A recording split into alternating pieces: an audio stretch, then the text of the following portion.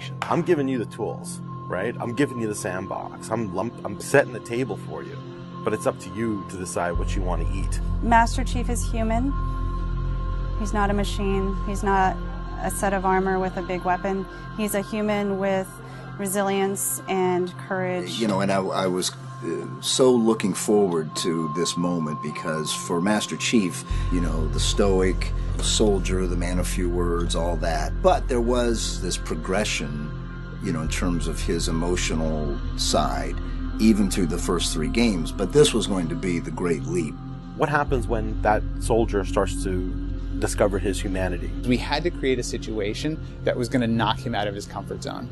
The Master Chief has settled into this comfort zone of being the hero. You know, it's interesting. Early on, we talked about the hero's journey, and like, how do you have a hero's journey when he's already a hero? What are the sacrifices that you need to make in order to preserve something as precious as humanity? The journey is the important part. The growth is the important part.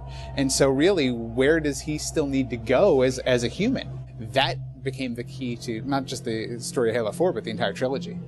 We're really examining what sort of burdens a Guardian carries. In a lot of ways, the story that we're telling with Halo 4 is about putting Chief in circumstances where he's forced to change. He's forced to take stock of himself. In a way, Chief is a Guardian. Cortana is Chief's Guardian. The Forerunners were the Guardians of their own universe, and they might have to make a decision that not everyone is going to agree with and that some people might condemn.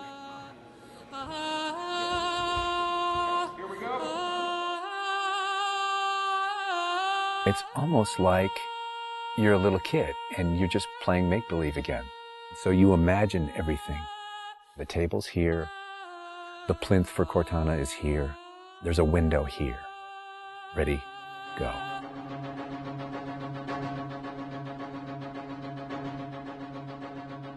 How can we immerse the player even more in this world that we've built around them? I'm not doing this for mankind. How can we have Chief have to deal with his own humanity? Everything had to be predicated by what the character needs were and what direction the characters needed to go in. The art direction specifically for Halo 4 isn't about creating an emotional tone for Halo 4, it's about creating an emotional tone for every single moment and experience that the player needs to understand.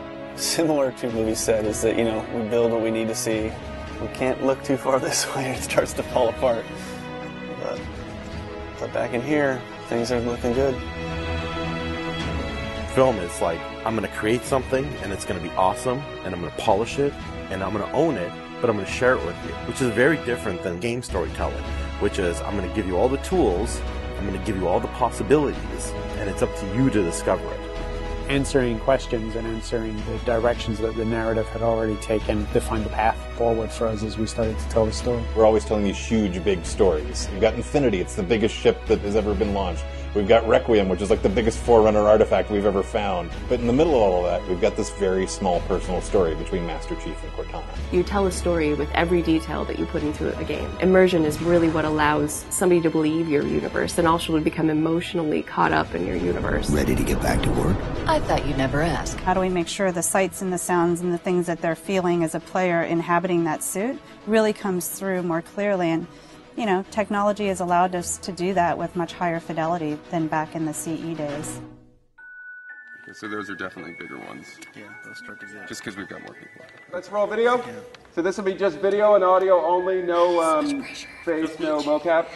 In that case, you won't mind if we return the favor. As we design these things, we put together the best plan. Until it actually touches an actor, it lacks humanity. Having the ability to work with the actors on stage, capturing their face, body, and voice at the same time, really gives us an opportunity to create an immersive experience for the actors. Working at Giant, we could have at least 8 actors in the same volume at the same time. So the objects that they're acting around and the people that they're acting with, against, through, and toward are there in the scene with them, and it makes a huge difference. We sent out a breakdown for the characters and how we wanted them to feel. We ended up getting 80 or 90 submissions back through our casting team. Casting for the Master Chief is tough. You need a performer that has a really raw physicality to him, and yet he has to, within the confines of this suit, be able to relate and relay emotion.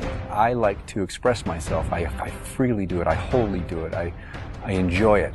And so pulling back on all of those instincts is what's required to play him. Imagine that translating to a 3D model with huge armor and making sure the personality of Chief's movement comes through that armor was really critical. And that really came down to Bruce's acting, his physical stature, and really his physicality as he went through all of the performance. You'll never see his face or hear his voice, but all of the other actors that are playing off of him have received so much from him in their performances, and I think that they would all agree with that. This is the low-res asset of Chief. We were afforded a little bit more budget since he's our hero. From the art process, storytelling is just about engaging the player. You don't have to answer any questions. You don't have to take them through a lot of loops of feeling. If the player is engaged, I think you've got the start. So Master Chief's a difficult one because he's a dude in a helmet. There's such a, particularly in science fiction, such a fantastic history of people being completely realized as people without having their face as a tool. For us, it's making him feel like a real person. We have a nude male sculpt, and then from there we sculpt it on physically a tech suit. And on top of this guy is when we spend time just doing all the details and trying to add some of that functionality, even little bits here and there like Braille, and this just reads 117.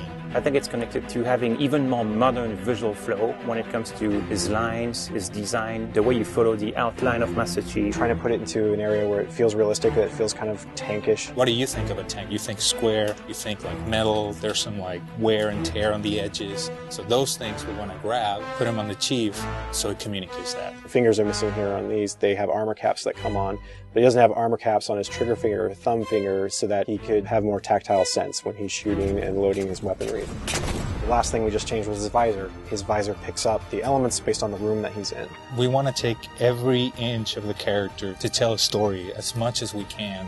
Above all, he still needs to connect to the player and they still need to understand him as being that character. It's somebody who's been very loved over the last 10 years.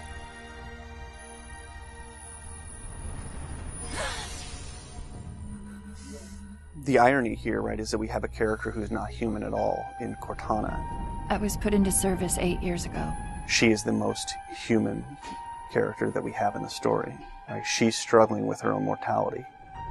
AIs deteriorate after 7, Chief. That's something that everybody struggles with. That's the most, human it gets. If we can just get back to Earth and find Halsey, she can fix this. Everyone has to figure out what it means to die.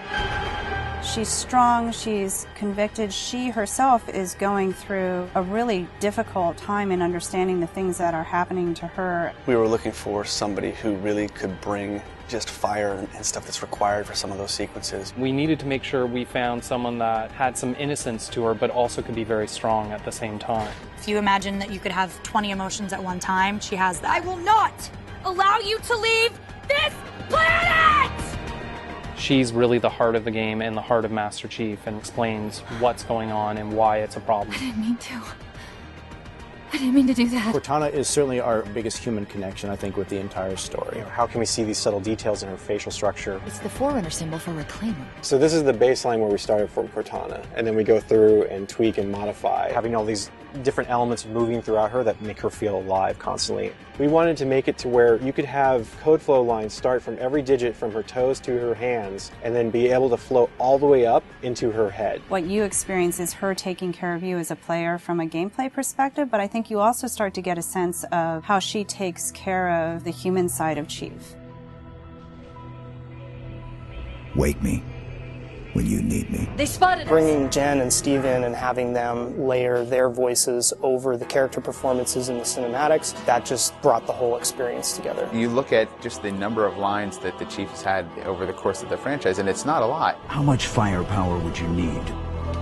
And yet people will immediately call you out on the Master Chief's voice being something very distinctive and important to them. The funny thing is that they've had this off-screen chemistry because they didn't actually meet until last year. Not only is this the first time they've ever sat together on a panel, this is the first time they've ever been in the same room or even met. So seeing them meet and seeing them have that chemistry in real life and seeing how they acted together in scenes just felt like we just missed this opportunity for all these years to actually get them together and get something even more memorable and more exciting out of them. In the beginning, they were great choices for those characters. Steve has this very stoic personality that comes through in his few words. The same way Jen's voice is confident and it's strong, but it can also be playful.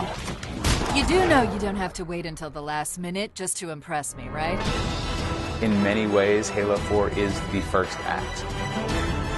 We want a player to be able to ask themselves what it is to be a hero. Is the sacrifice worth it? I often think of him as like Atlas, you know, like he's got the weight of the world on his shoulders all the time. Chief and Cortana are the same person, but she has always been the reflection of his humanity. People don't play Halo to watch a soap opera, and yet you don't want to just be kind of pulp. To me, it's a natural progression of this story, and it takes this relationship to the place it should go to.